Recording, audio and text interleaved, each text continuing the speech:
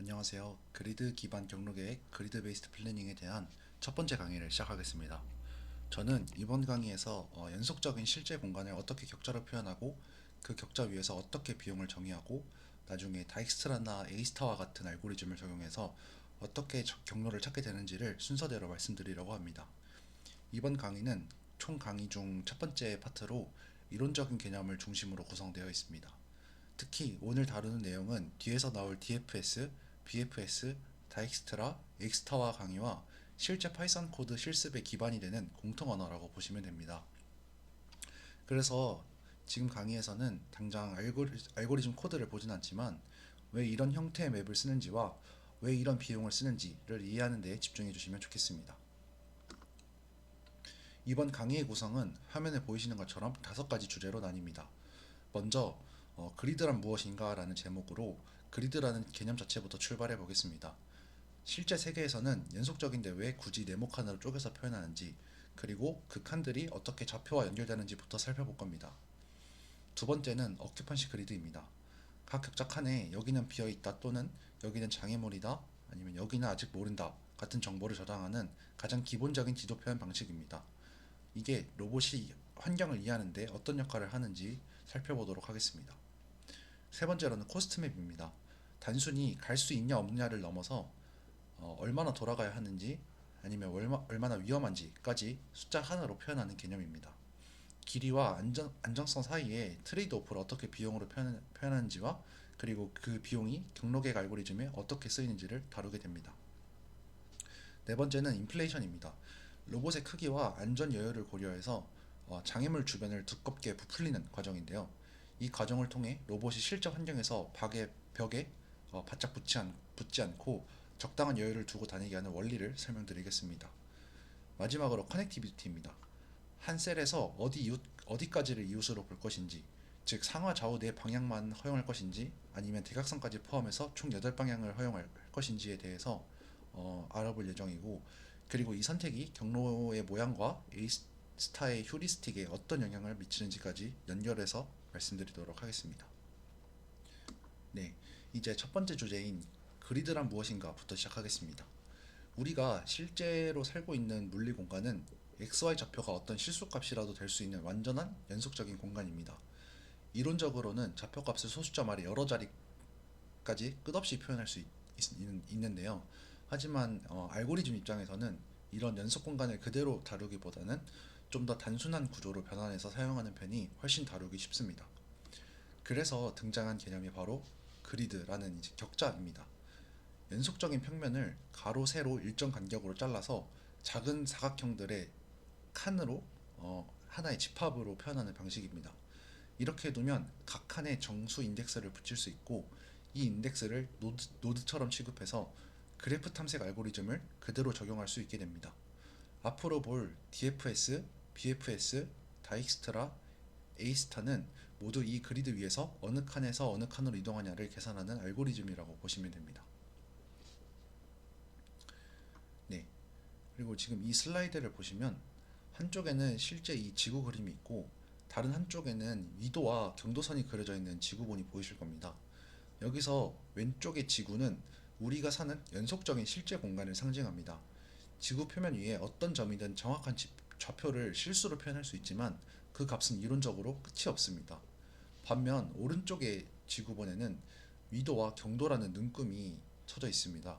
이 눈금들은 지구라는 연속적인 공간을 일정 간격으로 나눠 놓은 일종의 격자라고 볼 수 있습니다.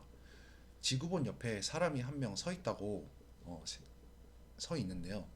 이 사람은 지금 북위 37도에 동경 126.9도에 있습니다 라고 말을 하는 순간에 우리는 이 사람이 지구본 위에 어느 격자 칸 안에 있는지를 바로 특정할 수 있습니다. 실제 위치는 이 연속적인 곡면 위의 한 점이지만 위도나 경도라는 격자가 깔려있기 때문에 그 사람의 위치를 위도 몇 도에서 몇 도 사이, 경도 몇 도에서 몇 도 사이처럼 하나의 셀로 표현할 수 있게 됩니다. 이게 바로 연속적인 공간을 그리드로 표현하는 가장 직관적인 비유라고 할 수 있습니다. 로봇에게도 똑같은 일이 일어나는데요. 실제 로봇의 위치는 XY 실수 좌표로 표현되지만 우리가 지도 위에 격자를 깔아두면 현재 로봇의 위치가 어느 칸 안에 들어가 있는지를 계산해서 그 칸에 이제 인덱스 IJ를 통해서 이제 로봇의 위치를 표현할 수 있습니다. 이렇게 하면 이 알고리즘은 계속 정수 인덱스만을 가지고 계산을 수행할 수 있기 때문에 훨씬 단순해집니다. 네, 지금 이 슬라이드를 통해서 로봇에 위치한 셀의 인덱스를 좀 더 수학적으로 표현한 식이 바로 보이시는 이 식인데요. 이 슬라이드에서는 이제 해상도라는 게 등장을 하게 됩니다. 여기서 해상도라는 것은 말 그대로 격자 한 칸이 실제 세계에서 몇 미터를 대표하느냐를 나타내는 것인데요. 예를 들어 해상도가 0.1m per cell이라고 하게 되면 한 칸의 가로가 이제 각각 10cm, 10cm를 의미하게 됩니다. 맵의 원점이 x의 미니멈 값 그리고 y의 미니멈이라고 할 때 이라고 하고 이제 로봇이 실제로 위치한 좌표가 x, y라고 할 때 이 점이 그 로봇이 몇 번째 격자 칸에 들어가 있는지를 계산하는 공식이 바로 이 공식입니다. 네, 반대로 격자의 인덱스 i, j에 어느 로봇이 위치한다고 했을 때 그 칸의 중심 월드 좌표를 알고 싶다면 반대로 이제 이 해상도를 곱해서 구할 수 있게 됩니다. 이러한 변환 공식이 있는데 이러한 변환 공식을 통해서 언제든지 로봇과 실제 공간의 좌표를 오갈 수 있게 되게 되고 알고리즘 쪽에서는 정수 격자나 뭐 시뮬레이션에서는 연속 좌표를 사용할 수 있게 됩니다. 근데 이때 이제 해상도를 어떻게 정하느냐가 상당히 중요합니다. 칸을 너무 작게 잡으면 지도는 아주 정밀해지지만 전체 셀 수가 기하급수적으로 늘어나기 때문에 다익스트라나 에이스타와 같은 알고리즘이 계산해야 하는 양도 함께 폭증하게 됩니다. 반대로 해상도를 너무 낮게 잡게 되면 어, 로봇 폭보다 셀 크기가 커져서 실제로는 로봇이 위험한 곳에 위치해 있어도 지도상에서는 안전해 보이는 문제가 생길 수 있습니다.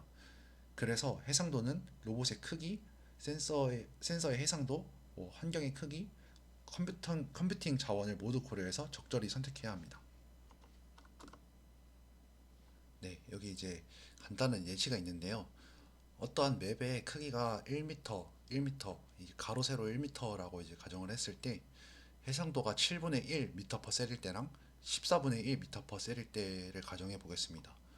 이때 해상도가 더 낮은 경우에는 반대로 말했을 때 이제 이 해상도의 값이 작을 경우 더 큰 경우에는 한 이 맵의 가로의 크기 이 가로에 해당하는 셀의 개수가 1m 곱하기 7분의 1의 역수 해가지고 총 7칸이 되게 되고 반대로 해상도가 더 낮을 때 더 정밀해지는 경우에는 이 1m를 14분의 1의 역수로 곱해주게 돼서 총 한 변의 길이가 이제 14개 셀로 이루어지는 이 격자 지도가 완성되게 됩니다.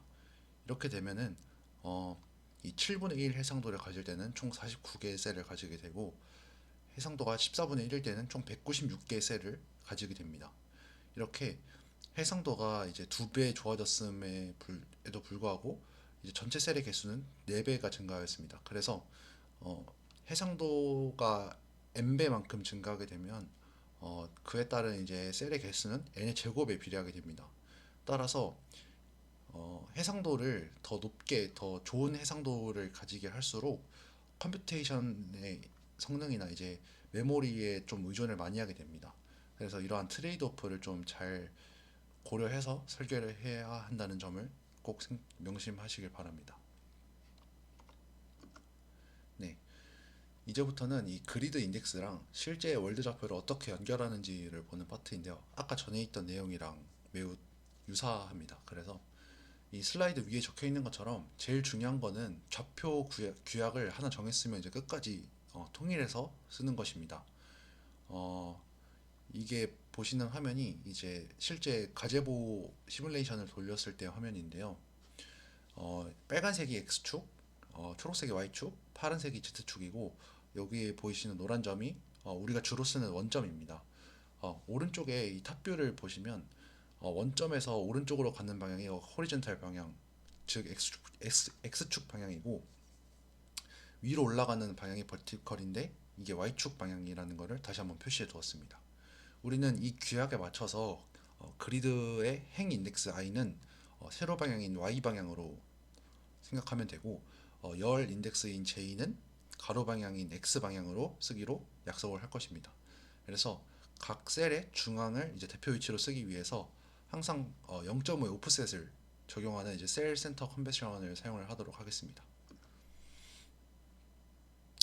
아까 방금 제가 말씀드린 이 규약을 표현하면 이런 식으로 좌표 표현을 할 수 있는데요.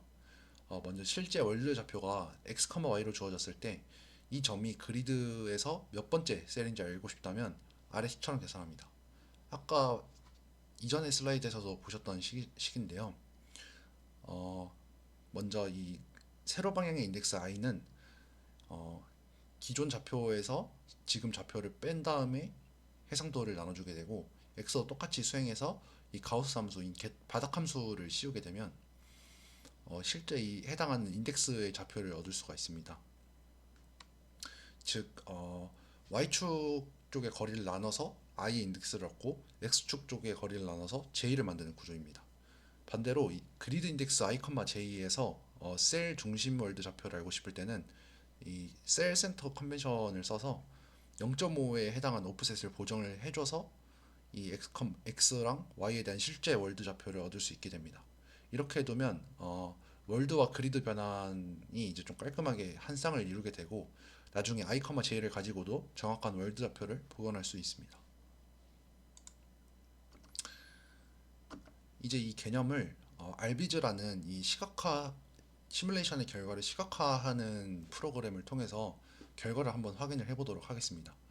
현재 슬라이드에서 보이는 이 회색 격자 위에서 원점 근처에 이 초록색과 파란색 축 뭐 이런 식으로 보이는데, 지금 여기 보이시는 첫 번째, 예를 들어서 i가 0이고 j가 0인 0,0이 제일 처음 그리드일 때 j 값이 어떻게 증가하는지, 그리고 y축을 따라서 증가할 때 어떤 인덱스가 변하는지 이 영상을 통해 확인하시면 되겠습니다.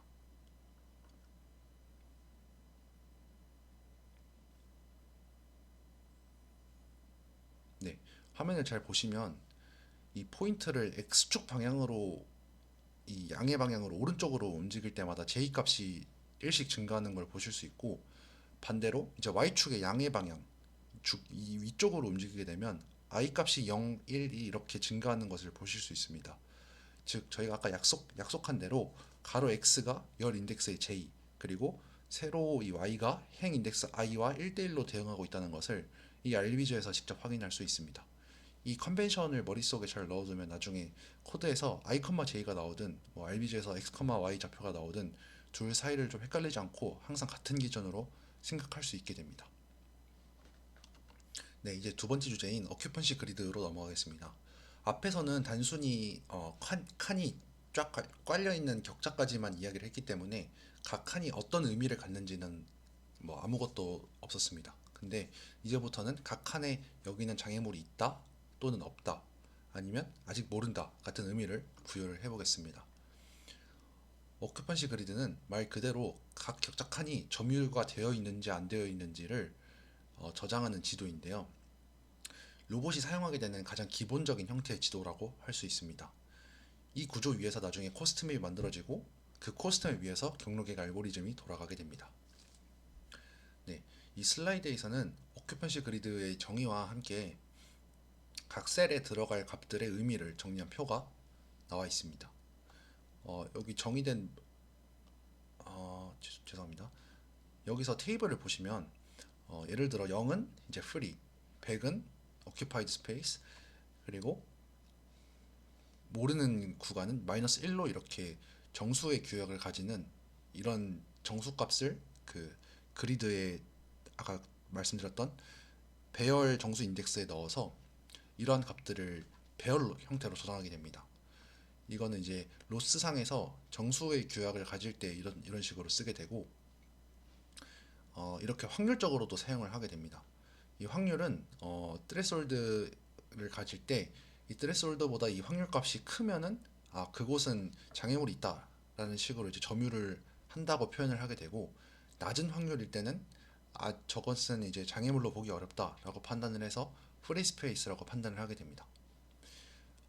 결국에 중요한 것은 이 점유격자 지도를 통해서 로봇이 지나갈 수 있는 길인지 아니면 지나갈 수 없는 길인지 충돌하는 길인지를 판단할 수 있다는 것이고, 그리고 이 언노운 스페이스에 대한 이 폴리시가 존재하는데, 보수적으로 잡을 경우에는 이 언노운 스페이스를 장애물이 있는 것처럼 표현을 해서 매우 큰 코스트를 주게 됩니다.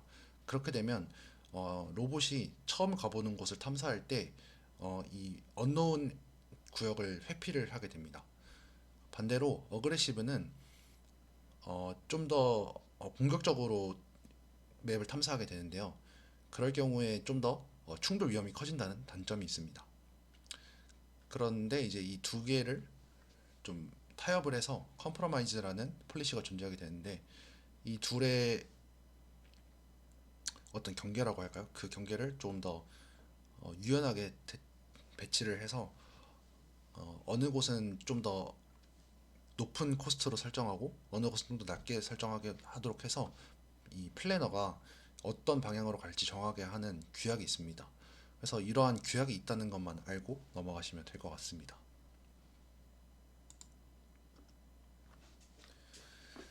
네, 다음 슬라이드에서는 이제 이 오큐펀시 그리드에 대한 한계인데요. 오큐펀시 그리드는 각 칸이 갈 수 있냐 없느냐만 나타내고 있습니다. 즉 통과 가능한 칸들끼리 간의 차이는 알 수가 없습니다. 예를 들어서 좁은 복도의 한가운데 셀과 죄송합니다. 넓은 공터의 한가운데 셀은 둘 다 자유 공간으로 프리로 표시될 수 있지만, 실제로는 로봇이 넓은 공터를 더 선호할 수 있겠죠. 또 벽에 아주 가까운 프리셀과 벽에서 먼 프리셀도 오큐펀시 관점에서는 동일하게 프리로만 보입니다. 이러한 상황에서는 둘 다 갈 수 있다까지만 알려줄 뿐이지 어느 쪽이 더 안전하고 넉넉한지를 표현할 수 없습니다. 또한 오큐펀시만 가지고 있으면 나중에 커넥티비티나 대각선 이동을 고려할 때 보시는 것처럼 장애물 코너 사이를 비집고 지나가는 코너 리키지라 같은 문제도 이제 미리 반영하기가 어렵습니다. 이런 문제들은 사실 장애물 주변에 안전 여유거리나 회피 성향 같은 정보가 필요하게 되는데요. 결국 이 한계를 극복하기 위해 나온 개념이 바로 다음에 살펴볼 코스트 맵입니다. 오큐펀시 그리드가 이제 흑백 지도라면 코스트 맵은 각 칸의 위험도와 선호도를 색깔과 농도로 표현한 컬러 지도라고 생각하시면 됩니다. 네, 이제 코스트 맵 파트로 넘어가겠습니다. 오큐펀시 그리드까지는 단지 어디가 막혀 있는가 아니면 어디가 비어 있는가만을 표현을 했었는데, 하지만 실제로 로봇에게 중요한 건 갈 수 있는 곳들 중에서도 어디로 가는 게 더 나은 선택인지입니다. 코스트 맵은 각 셀마다 하나의 숫자, 즉 비용을 저장해서 이 질문에 답을 하는 구조인데요. 이 숫자는 그 셀을 통과하는 것이 얼마나 위험하고 얼마나 멀리 돌아가는 선택인지를 종합적으로 표현한 값이라고 볼 수 있습니다. 이 파트에서는 먼저 코스트를 좀 더 직관적으로 이해하고 길이와 안정성이라는 두 요소를 어떻게 트레이드 오프할 것인지, 그리고 그 길이를 격자 위에서 어떻게 정의할지를 순서대로 살펴보겠습니다. 네, 이 슬라이드에서는 이 코스트에 대한 정의가 적혀 있는데요. 간단히 말하면 이 코스트란 얼마나 가기 싫은지를 나타내는 숫자입니다. 그래서 작을수록 좋은 거고요. 숫자가 작을수록 가기 좋은 셀이 되고, 숫자가 클수록 가능한 한 회피하고 싶은 셀이 됩니다. 여기 그림을 보시면 이 왼쪽에 스타트가 있고 아래에 골이 있습니다. 그리고 그 사이에 두 경로, 1번 경로와 2번 경로가 그려져 있는데요. 장애물도 없고 특별히 위험 요소도 없는 완전한 평평한 환경이라고 가정을 해보겠습니다. 이때는 단순히 두 경로 중에서 어느 쪽이 더 짧은가만 비교하면 됩니다. 대부분의 경우 회사를 마치고 이제 귀가한다고 할 때 더 짧은 경우 2번인 경로를 선택하게 되겠죠. 이 상황에서는 코스트를 거의 거리와 동일한 개념으로 생각해도 큰 문제가 없습니다. 즉 아무 다른 요소도 고려하지 않는다면 코스트가 작다는 것은 곧 경로가 짧다는 의미가 됩니다. 이 슬라이드는 코스트라는 개념을 길이에서 출발해 이제 직관적으로 잡아주는 역할을 하고요. 다음 슬라이드에서 상황이 조금 달라지게 됩니다. 이번에는 스타트와 골 사이에 큰 산이 하나 자리 잡고 있고 두 경로 1번과 2번은 이제 각각 산을 돌아가는 길과 산을 정면으로 타고 넘어가는 길로 표현이 되어 있습니다.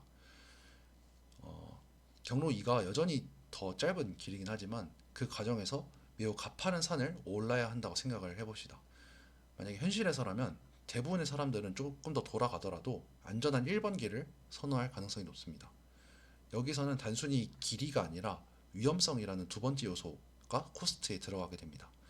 더 짧지만 위험한 경로와 조금 더 길더라도 안전한 경로를 비교해야 하는 상황이 생길 수 있다는 것입니다.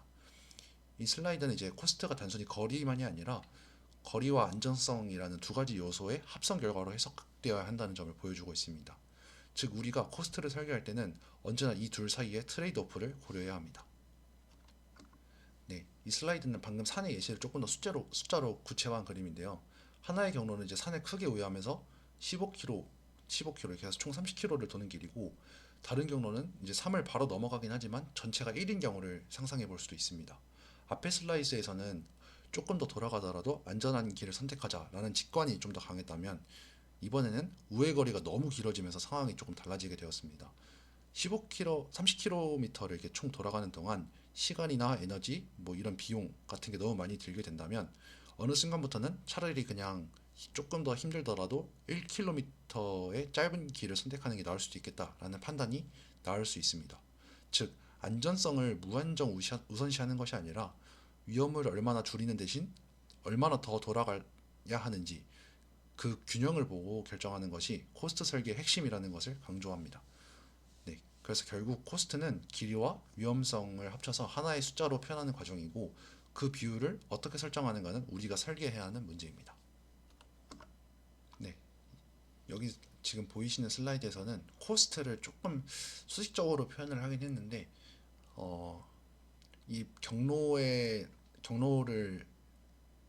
에 대한 코스트를 계산할 때는 각 그 셀에서의 이동할 때 생기는 그 코스트의 비용을 전부 합한 것이 됩니다. 그래서 이 각 셀을 이동할 때 생기는 그 비용은 이 길이, 움직이면서 발생하는 그 거리에 대한 코스트와 안전성을 나타내는 이 세이프티에 대한 코스트가 존재합니다. 그래서 이 둘을 그냥 무작정 더한다기보다는 이 둘의 트레이드 오프를 반영하기 위한 이 하나의 변수를 두어서 이 코스트를 설계할 수 있게 됩니다. 조금 더 형식적으로 살펴보게 되면 이 세 가지에 대한 컨벤션이 나와 있는데요. 먼저 이 거리에 대한 레퍼런스입니다. 그래서 이 거리에 대한 것을 좀 살펴보면, 맨해튼 거리는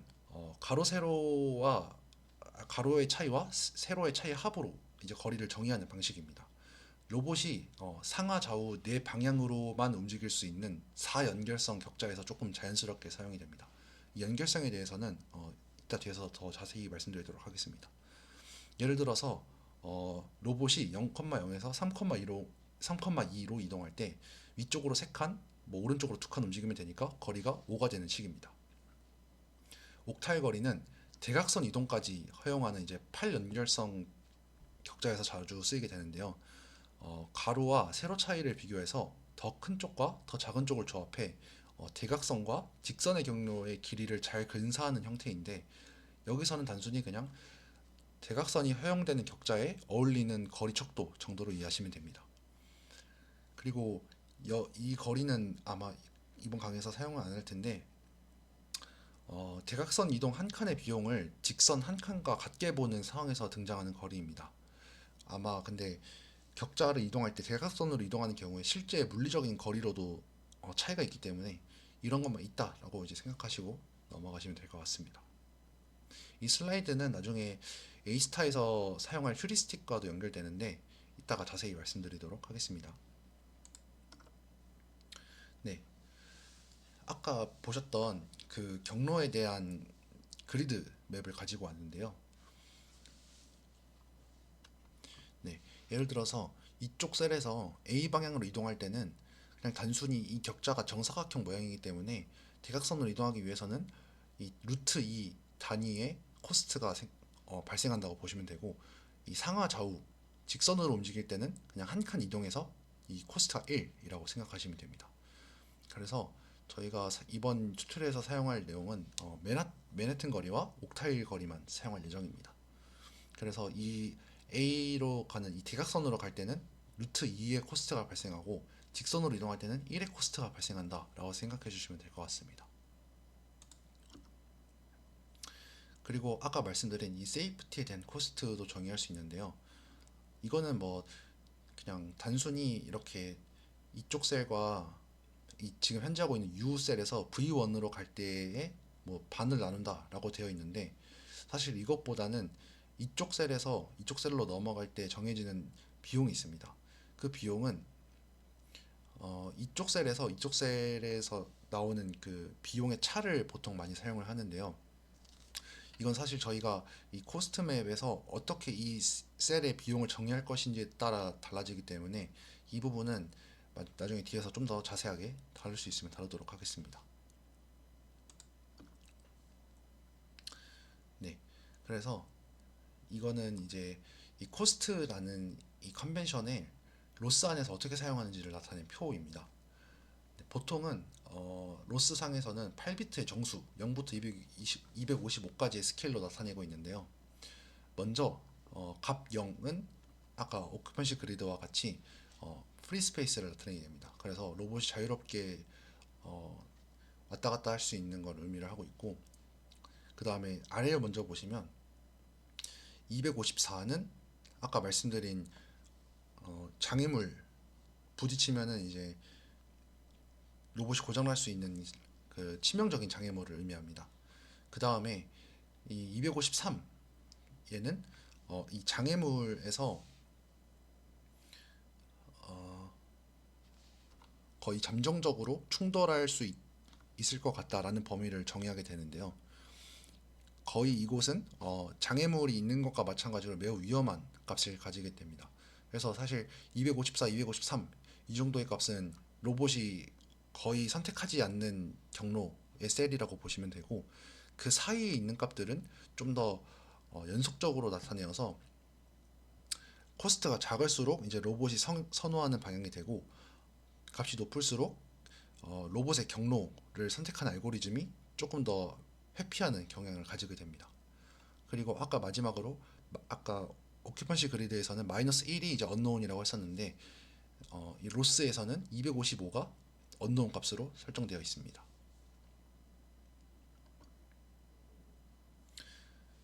네, 이 슬라이드에서는 지금까지 이야기한 내용을 한 번 더 정리한 것인데요. 코스트 맵은 오큐펀시와 여러 레이어들로부터 만들어진 스칼라 코스트 필드입니다. 오큐펀시 그리드는 각 셀이 갈 수 있는지 없는지만 알려주는 반면에, 코스트 맵은 갈 수 있는 셀 중에서도 어디가 더 선호되고 어디가 더 위험한지를 숫자로 표현해 줍니다. 결국 코스트 맵은 길이와 안전성을 고려한 선호도 지도라고 할 수 있습니다.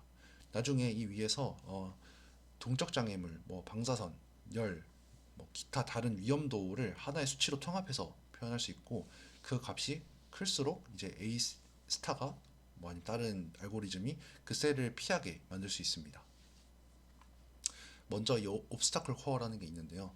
이것은 이제 실제 장애물의 풋프린트를 찍어서 이 셀에 표현을 한 것입니다. 그래서 이 실제로 장애물이 이 위치에 존재하고 있게 됩니다. 그래서 이것을 코스트맵의 관점에서 봤을 때 이 하얀색으로 보이는 셀들은 프리셀이라서 로봇이 실제로 지나갈 수 있는 셀이지만, 이 254라고 되어 있는 곳은 실제로 장애물이 위치한 셀이기 때문에 이곳은 이제 로봇이 나중에 경로 계획을 하게 될 때 이 셀을 제외하고 경로 계획을 수행하게 됩니다. 네, 다음은 인플레이션 D인데요. 이것은 장애물을 아까 보셨던 여기서 로봇이 여기서부터 이렇게 가게 된다면 이 장애물에 부딪힐 위험이 존재합니다. 너무 바짝 붙어서 가기 때문에 이 로봇의 크기를 고려하지 않는다면 이 장애물에 부딪힐 우려가 있습니다. 그래서 이 고비용의 띠를 장애물 주변으로 둘러서 코넬 커팅이 아까 말씀드린 이 로봇이 지나가면서 장애물에 부딪힐 수 있는 위험을 방지하는 역할을 해줍니다. 다음은 이제 언노운에 대한 것인데요. 이것은 저희가 아까 말씀드린 그 폴리시에 따라서 이곳을 그냥 프리셀로 볼 수도 있고, 아니면 이곳을 아직 정보가 없는 곳이니 조심해서 가라라고 값을 정해줄 수도 있습니다.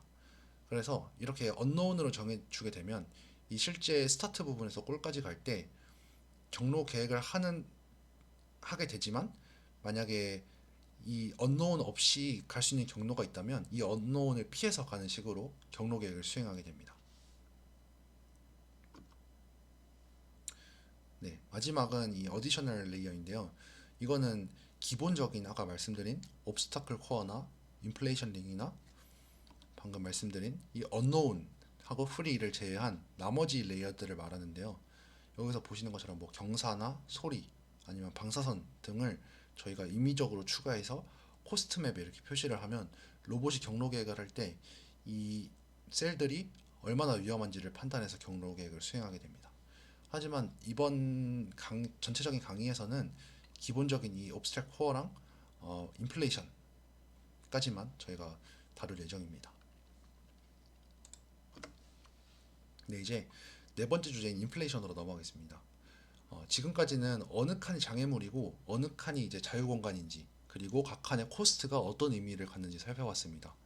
근데 실제 로봇은 여기 점유 이 그리드 셀에서 지나다니는 점이 아니라 실제 크기를 가지는 물체이고, 제어 오차와 센서 오차도 존재합니다. 따라서 지도상으로는 이렇게 프리라고 표시가 되더라도 장애물 경계에 이렇게 바싹 붙어서 지나가게 되면 실제로는 로봇이 벽에 부딪힐 위험이 큽니다. 그래서 이 문제를 해결하기 위해서 우리는 로봇 주변을 실제보다 조금 더 두껍게 이렇게 부풀려서 위험 영역으로 인식시키는 작업을 수행하게 되는데, 이를 인플레이션이라고 부르게 됩니다. 그래서 이제 각 슬라이드에서 이제 이 인플레이션이 어떻게 정의되고 어떻게 코스트맵 안에 들어가는지를 하나씩 살펴보도록 하겠습니다. 네, 먼저 이 옵스타클을 어떻게 정의할 것인지인데요. 먼저 이 인플레이션 링은 거리 기반의 코스트입니다. 어, 이 장애물을 기준으로 해서 각 셀이 얼마나 그 장애물과 떨어져 있는지를 스몰 d로 계산을 하게 되는데요. 이 스몰 d가 작을수록 좀 더 큰 코스트를 부여를 하게 되고, 더 멀수록 작은 코스트를 부여하게 됩니다. 이건 사실 너무 자명한 건데, 이 장애물에 가까울수록 더 큰 고비용의 띠를 둘러야 로봇이 나중에 경로 계획을 수행할 때 로봇에 좀 더 바싹 붙어서 가지 않도록 유도할 수 있게 되겠고, 그리고 이 라지 R은 이 인플레이션 반경에 대한 라지 R을 의미합니다. 그래서 만약에 이 스몰 거리 D가 이 반경 R보다 크다면 이제 그때는 프리로 인식할 수 있게 되는 것이고, 아니 그 안에 있는 범위라면 이렇게 임의적으로 저희가 코스트를 부여해서 장애물을 조금 더 유연하게 회피할 수 있도록 유도하게 됩니다. 그래서 이렇게 로봇의 크기랑 안전 여유 거리를 더한 기준값으로 이 장애물 안에서 그 거리 안쪽은 코스트를 좀 더 크게 주고, 그 바깥으로 갈수록 점점 코스트가 낮아지게 만드는 것이 이제 인플레이션의 기본 개념입니다. 이 반경을 너무 작게 잡으면 로봇이 벽에 너무 바짝 붙어서 다니게 되고, 너무 크게 잡으면 좁은 동로를 통과하지 못하는 등 이제 좀 지나치게 보수적인 주행이 될 수 있습니다. 또한 그래서 이 인플레이션을 설계할 때도 이러한 트레이드오프가 좀 존재하게 됩니다. 그래서 로봇 사이즈와 그 마진에 대한 이 트레이드오프를 좀 잘 생각하면서 설계를 해야 되겠습니다. 네, 그래서 이 인플레이션이 어떻게 적용이 되고 그 코스트를 어떻게 부여할 것인지에 대한 건 정해져 있지가 않습니다. 그래서 이거는 저희 각자의 설계 의도에 맞게 설정을 하면 되고, 즉 인플레이션에서 사용하는 코스트 곡선에 정해진 정답이 없습니다. 그래서 우리가 원하는 회피 성향을 반영해서 설계를 해야 한다는 뜻을 의미하고, 공통적으로 지켜야 할 원칙은 장애물에 가까울수록 코스트가 높고 멀어질수록 코스트가 낮아져야 한다는 것뿐입니다. 어떤 경우에서는 장애물에서 특정 거리까지는 거의 치명적인 수준의 큰 코스트를 주고, 그 이후에는 좀 급격하게 떨어지는 형태가 좋을 수도 있고, 뭐 다른 경우에는 거리와 함께 이제 좀 부드럽게 감소하는 지수 함수 형태가 더 자연스러울 수도 있습니다. 그래서 아까 말씀드린 이 형태는 지수 형태인데요. 이 지수 감소 형태를 보면 거리 t가 0일 때, 즉 실제 장애물일 때는 그냥 옵스테클 코어로 코스트를 부여하게 되고, 그 이 Cmax라고 하는 것은 그 실제 이 장애물 코어로 지정하는 값은 아까 로스 컨벤션을 통해서 봤을 때 254의 값을 갖습니다. 그때 이 Cmax 값은 장애물 코어는 아니지만 거의 0에 수렴할수록 이제 최대한 높은 코스트를 줘야 하기 때문에 254보다 가장 작은 정수인 253을 Cmax로 잡고, 이 거리 D가 증가할수록 이 더 좀 급격하게 줄어드는 이러한 코스트 펑션을 설계할 수 있습니다. 여기서 이제 이 알파를 파라미터로 잡을 수 있는데요. 알파를 크게 할수록 거리가 조금만 줄어도 바로 이제 코스트가 이렇게 급격하게 줄어들게 할 수 있고, 아니면 알파를 좀 더 낮게 잡아서 거리가 좀 충분히 먼데도 좀 코스트를 이렇게 계속 쭉 부여할 수 있도록 하는 이 펑션을 설계할 수 있습니다. 그래서 실제로 이 로스에서 사용하는 자율주행 프레임워크인 네브2에서도 이 익스포넨셜 디케이 방식을 채택하고 있고, 보통 이 방식을 주로 많이 사용하고 있습니다. 네, 다음은 리니얼 램프, 그냥 1차함수 형태로 감소하게 되는 방식인데요. 아까 말씀드린 ECMax는 그 옵스컬 코어보다 더 작은 253이 아니라 254를 지정을 해서 여기서 이제 리니어하게 거리 D가 가까워질수록 좀 더 이 Cmax 값에 가까워지도록 이렇게 설계를 합니다. 이 선형 감소 방식은 좀 더 직관적이고 예측 가능하다는 이제 장점이 있긴 한데, 보통 이 방식은 잘 쓰지 않고 아까 말씀드린 익스포넨셜 디케이 방식을 주로 많이 사용합니다.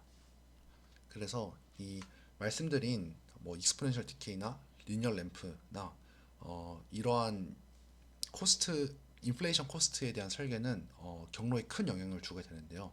좀 얇게만 퍼져 있으면 로봇은 장애물에서 비교적 가까운 쪽을 선택해서 지나가게 되고, 넓게 퍼져 있으면 훨씬 크게 우회하는 경로를 선택하게 됩니다.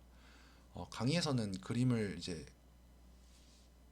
이렇게 보여주면서 설명해주고 있는데, 앞으로는 이제 이 장애물 검은색 코어에 주변에 이제 좀 띠 같은 게 둘러져 있다 하면은 그게 이제 인플레이션에 대한 코스트가 지정되어 있구나라고 이렇게 생각해 주시면 될 것 같습니다. 네, 다음은 이제 실제 로스 네부투 환경에서 어떻게 이 인플레이션 레이어를 적용하고 있는지를 제가 캡처해서 따왔는데요. 실제로 이 인플레이션 레이어 헤더 파일을 뜯어서 보게 되면 아까 말씀드린 이 스몰 거리 D가 0이면 이제 실제 장애물 코어로 저장해서 254로 저장하게 하게 되고, 만약에 이 거리가 이제 0보다는 크지만 0에 이제 가까워질수록 그 인플레이션 펑션에 따라서 253, 좀 굉장히 큰 값을 적용해서 최대한 로봇이 장애물로부터 멀리 우회하는 경로를 선택할 수 있도록 도와줍니다. 그래서 아까 말씀드린 그 익스포넨셜 디케이 방식이 이 함수를 보시면 익스포넨셜 디케이 형식입니다. 이렇게 실제로 로봇 자율주행 프레임워크에서도 사용되고 있는 방식이기 때문에 이렇게 인플레이션 코스트가 정해지는구나 라고 생각해 주시면 될 것 같습니다. 네, 그래서 여기서 보시면 이거 이제 장애물이 위치한 중심 셀이고, 이 빨간색이 보시는 이 빨간색이 실제 장애물의 풋프린트입니다. 실제로 이 장애물이 놓여 있는 셀이 아니라 이제 실제 공간이라고 보시면 되고, 여기서 inscribed region, 여기 내저번인데 이 내저번에서는 253의 큰 값을 줘서 여기서 당연히 장애물이 있으니까 가지 말라라고 이렇게 지정을 해주게 되고, 이거보다 더 큰 이제 외저번을 그렸을 때 그 외저번을 따라서 이제 이 지점 이후부터 점점 이 계단 형식으로 코스트가 감소하는 것을 보실 수 있습니다. 그래서 전체적인 경향을 보면 익스포넨셜 디케이로 감소하는 영향을 확인할 수 있는데, 실제로는 아까 말씀드렸듯이 로스 컨벤션은 어, 정수 형태, 8비트의 정수 형태로 표현하게 됩니다. 그래서 0부터 255 사이의 정수로 코스트를 표현을 해야 되기 때문에 어, 실제로 이 익스포넨셜을 계산해 봤을 때 이 값이 사실 정수로 딱 나눠 떨어지는 경우보다 어, 이런 실수로 정수가 아닌 실수로 표현되는 경우가 많기 때문에 이런 식으로 계산 함수를 통해서 실제 코스트를 지정하게 됩니다.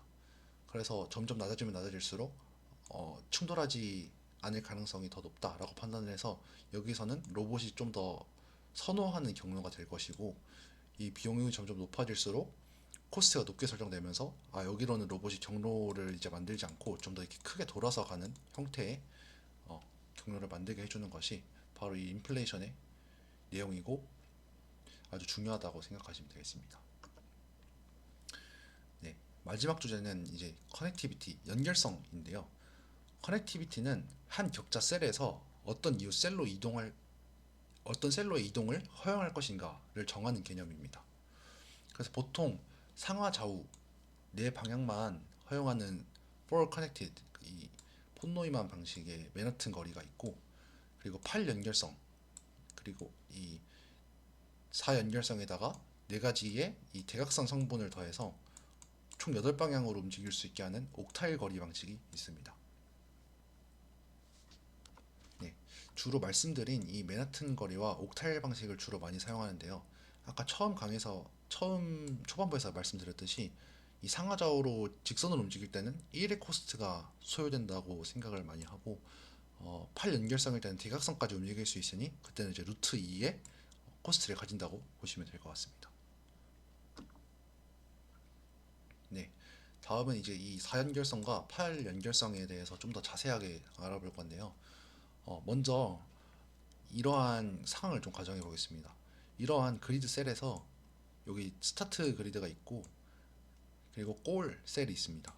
여기서 이제 x 방향의 차이를 이제 dx, 이 y 방향의 차이를 dy라고 했을 때 이 맨하튼 디스턴스를 따라서 비용을 정해보면 이러한 규약이 있는데 h가 4 플러스, 여기서 하나 둘셋 네 칸이니까 4칸 더하기 하나 두칸 4 더하기 2에서 총 6의 휴리스틱 비용이 발생한다고 생각하시면 됩니다. 이 휴리스틱에 대한 비용은 나중에 A스타 알고리즘 때 자세하게 설명을 할 예정인데, 단순히 스타트에서 골까지 얼마나 거리가 남았는가를 측정하는 척도라고 생각하시면 됩니다.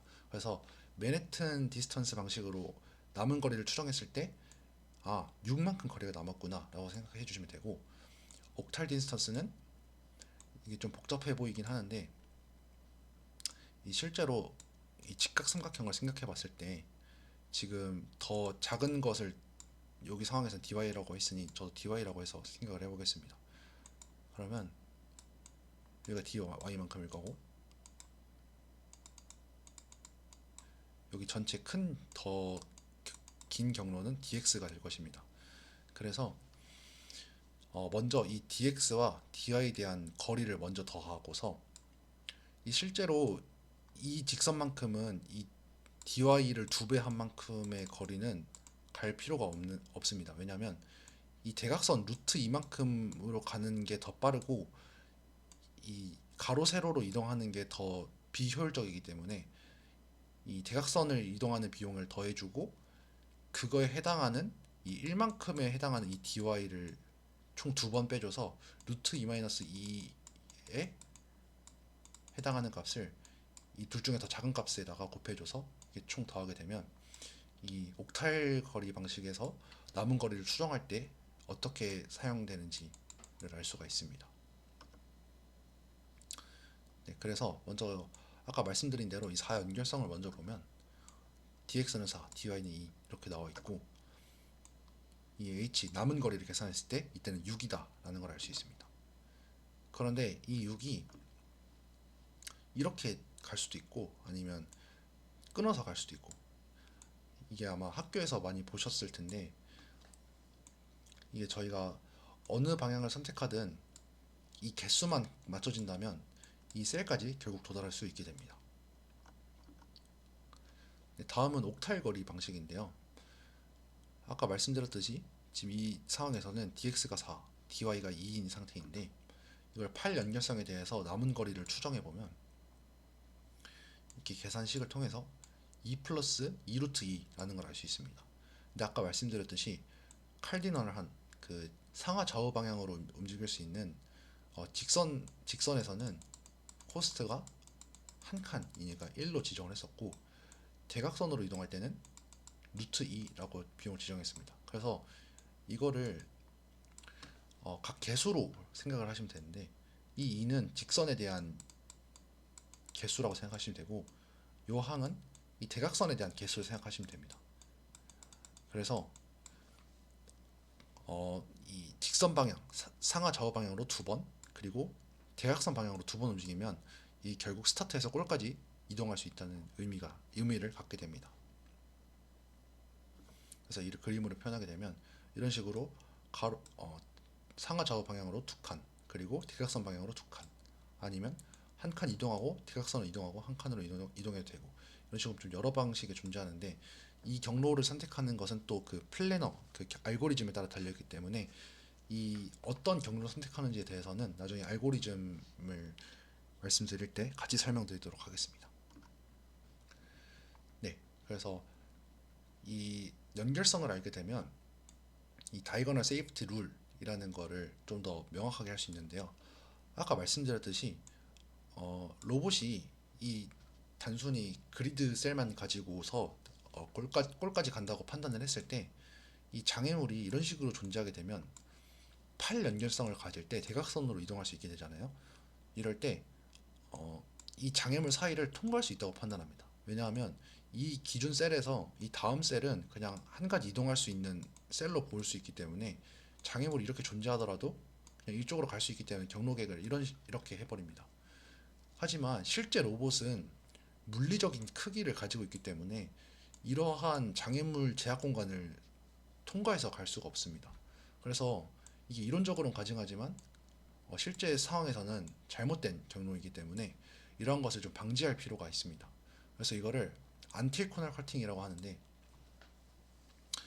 I, J 방향에서 어떠한 대각선 방향으로 움직이려고 할 때 그 그 상하 좌우에 있는 그 셀이 실제로 비어 있지 않은지를 검사를 해서 그 두 셀이 모두 비어 있다면 허용을 해주고 아니라면 못 가게 그 셀을 아예 탐색 대상에서 제외를 해버립니다. 그래서 이를 통해서 코너 커팅을 좀 예방을 할 수 있고 어, 만약에 여기서 인플레이션을 좀 적용을 한다면 굳이 이러한 룰이 필요 없더라도 좀 더 유연하게 로봇이 이러한 상황에서 대처를 할 수 있기 때문에 인플레이션과 이런 룰을 조금 더 잘 사용을 해가지고 로봇이 좀 더 안전하게 움직일 수 있도록 하는 것이 매우 중요합니다. 네, 그래서 이 4연결성과 8연결성에 대한 차이를 좀 표로 간단하게 나타내 보았는데요. 4연결성은 이름에서 알 수 있듯이 총 4방향만 고려를 하기 때문에 브랜치 횟수가 좀 적습니다. 노드를 생각했을 때 이 I, J라는 셀에 들어왔을 때 그 상하 좌우에 있는 셀은 총 4개밖에 없기 때문에 그 다음으로 선택할 수 있는 경우의 수는 4개가 됩니다. 그래서 나중에 경로 계획을 할 때 이 방식이 조금 더 빠르게 작동하는 것을 볼 수 있고 반대로 팔 연결성은 한 그 셀에 들어왔을 때 총 8개의 추가적인 셀이 들어오기 때문에 좀 더 그 익스펜션이 크게 일어나고 이에 따라서 컴퓨테이션 시간도 좀 더 증가하게 됩니다. 그리고 이 4연결성을 했을 때 아까 그 그리드 셀 예시를 봤을 때 대각선으로 이동하면은 좀 더 빨리 이동하는 것을 확인할 수 있었는데 만약에 상하 좌우로만 움직일 수 있다면 이 루트 2로만 갈 수 있는 거리를 2라는 코스트를 소모하면서까지 좀 더 멀리 이동을 해야 되기 때문에 4연결성을 사용하게 되면 좀 더 그 거리가 좀 더 길어진다는 문제점이 있고 반대로 8연결성을 하면 좀 더 이 컴퓨테이션은 증가하지만 좀 더 거리가 짧아지고 거의 경로의 직선에 가까운 경로를 얻을 수 있게 됩니다. 그리고 방금 말씀드린 이 코널 컷에 대한 리스크가 있는데 4연결성으로 이동하게 되면 사실 로봇이 코널 컷에 대한 영향이 매우 적어지게 됩니다. 아까 그 상황 같은 경우에도 장애물이 이렇게 존재한다면 만약에 4연결성의 경우에는 로봇이 이렇게 가다가도 이 대각선 방향으로 움직일 수 있는 권한이 없기 때문에 여기 위쪽과 오른쪽이 막혔으니 왼쪽이나 아래쪽으로 가야겠다라고 이렇게 판단할 수 있게 되지만 이 8연결선 같은 경우에는 이러한 가능성이 존재하기 때문에 세이프티 룰이나 인플레이션 레이어를 좀 적절히 사용을 해서 이러한 문제점을 좀 방지해야 된다는 점이 있습니다. 그리고 휴리스틱으로는 아까 말씀드린 맨해튼 방식은 말씀드린 대로 상하 좌우로만 움직일 수 있기 때문에 이 4연결성과 매우 잘 맞고, 옥타일 방식은 상하 좌우의 코스트를 가지면서도 이제 루트 2의 코스트를 별도로 지정을 해놔서 대각선으로도 움직일 수 있게 해줍니다. 그래서 이 휴리스틱에 대한 내용은 나중에 A스타 알고리즘 강의에서 좀 더 자세하게 다룰 예정이고, 그리고 이런 맨해튼 거리 방식과 옥타일 방식이 있는데, 맨해튼 방식은 4연결성에 부합하는 방식이고 옥타일 거리는 이 8연결성 방식에 부합하는 거리 컨벤션이다 라고 생각해 주시면 될 것 같습니다.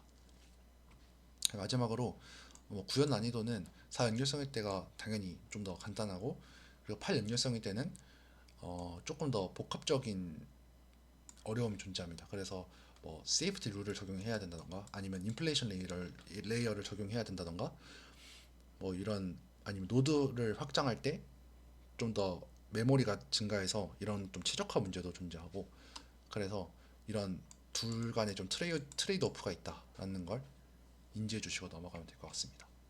지금까지 그리드, 오큐펀시 그리드, 코스트 맵, 인플레이션, 커넥티비티까지 그리드 기반 경로 계획의 가장 기초가 되는 개념들을 살펴봤습니다. 정리하자면 연속된 공간을 양자화하고 이 연속된 공간을 그리드로 쪼개서 디스크리트하게 양자화하고 그 위에 오큐펀시, 이 채우거나 안 채우거나를 통해서 장애물이 있는지 없는지에 대한 정보를 올리고, 코스트 맵으로 이제 거리와 안전성에 대한 걸 이제 결합해서 그 비용을 정의할 수 있었습니다. 그리고 인플레이션을 통해서 로봇의 크기와 안전 마진을 반영을 해서 로봇이 조금 더 안전하게 경로 탐색을 할 수 있도록 하는 점을 배웠고, 커넥티비티와 이제 다이어거널 세이프티를 통해서 실제로 아까 말씀드린 이런 모순, 코널 커팅 같은 모순적인 상황이 좀 배제가 되어서 이제 실제 이동 가능한 이웃과 안전한 경로 형태를 결정할 수 있다는 것을 좀 확인을 해봤습니다. 네, 다음 강의에서는 이러한 기초 지식을 바탕으로 해서 이 그리드와 코스트 맵을 실제 탐색 알고리즘과 좀 연결을 시켜서 DFS나 이제 BFS, 그리고 이제 그 다음으로는 좀 더 심화된 버전인 다익스트라와 A스타 알고리즘이 이 격자 위에서 어떻게 경로를 찾는지 구체적인 예제와 함께 살펴보도록 하겠습니다. 감사합니다.